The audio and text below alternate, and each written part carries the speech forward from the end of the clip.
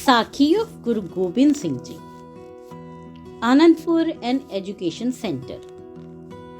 Munshi Sahib Chand was a reciter of Guru Granth Sahib at Guru's institution. He also taught the Punjabi language to the children in his spare time. After arrival at Anandpur from Patna, Prince Gobind Rai started learning Punjabi from Munshi Sahib Chand. Learning the Punjabi language was important as the teachings of Guru Nanak were written in it. The prince was very clever and intelligent. He learned to recite the whole of the Granth Sahib by heart in less than 6 months. Munshi Pir Muhammad was assigned the job of teaching Persian to the prince as Persian was the official language in that era.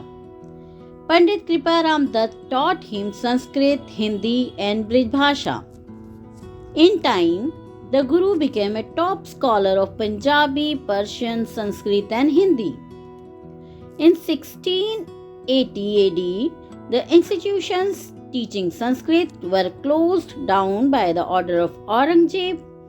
The Guru sent invitations and travel expenses to the scholars of these institutions to come to Anandpur. On reaching Anandpur, they were employed on salaries in accordance with their abilities and qualifications. In 1686 AD, Pandit Raghunath refused to impart the knowledge of Sanskrit to the Sikhs. In his view, only Brahmins, high caste Hindus, could learn Sanskrit. It was a sin to teach Sanskrit to others. He argued that by learning Sanskrit, people would be able to read the books which contained all the religious knowledge of the times. He was convinced of the fact that if he passed the knowledge of these books to the general public, then they would learn the reality. The Brahmins would then not be able to bluff them or scare them in the name of numerous gods.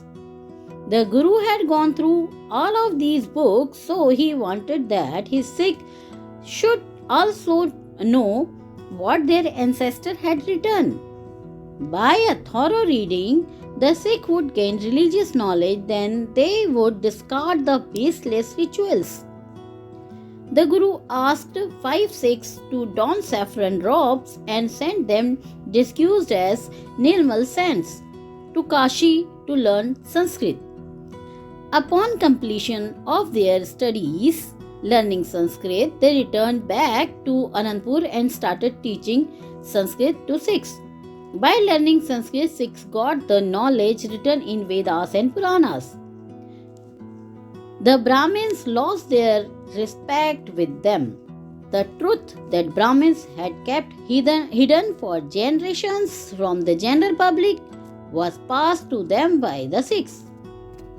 Shia Muslim sect and Sufi Muslim saints, men of learning, also came to Anandpur for fear of Aurangzeb. Bhai Nandlal also came to Anandpur. In this way, 52 poets gathered around the Guru. Anandpur had become a place for learning. Those who came to visit the Guru were not allowed to return without learning Punjabi and were encouraged to learn sacred hymn by heart. A small book containing Guru's hymns were given to them at the time of departure. The Sikhs, upon returning back to their village, taught their relatives and friends to sacred hymns by heart and encouraged them to go to Anandpur and learn Punjabi. Guru Gobind Singh used the money donated by the Sikhs on propagating the teaching of Guru Nanak, constructing forts and looking after the buildings of the Gurdwaras. To encourage in the Sikhs, the Guru got ballads written by the poets and had the ancient Puranas, Hindu religious books, translated by the scholars in Punjabi. Puranas, which eulogize charity, worship, and recitations more important than truth, the teachings of these books teach people not to question the validity of truth but to follow them, which make the people coward and blind followers. The ballads of bravery written by the poet discourage the stone worship. The Guru made Sikhs worshippers of Shakti, the power. The Guru himself composed a number of ballads and hymns. At the time of leaving Anandpur, these books were laden on mules. Due to the heavy rains, the river Sirsa was in flood and the books were carried away by water. Only a small portion of the writing composed by the Guru was saved, namely Jap Sahib, Akal Ustat, Savaiye, Chandi Chatrika, 24 अवतार, वार भगवती जी की, Sashtar Naam Mala, Gyan Prabodh, and some hymns of Charitra Pakhiya. Recitation of Guru's words set to music, Kirtan, is considered supreme in the institution of Guru Nanak. Aurangzeb was a Sunni Muslim. Music was against his tenets.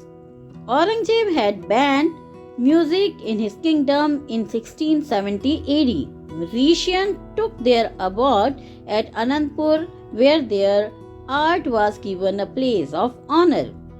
Guru Gobind Singh himself played a number of musical instruments such as mridang, jodi, and sarinda very well. By order of the Guru, blind beggars who begged in the street and were a burden on the others were taught the art of music, which helped them to stand on their feet.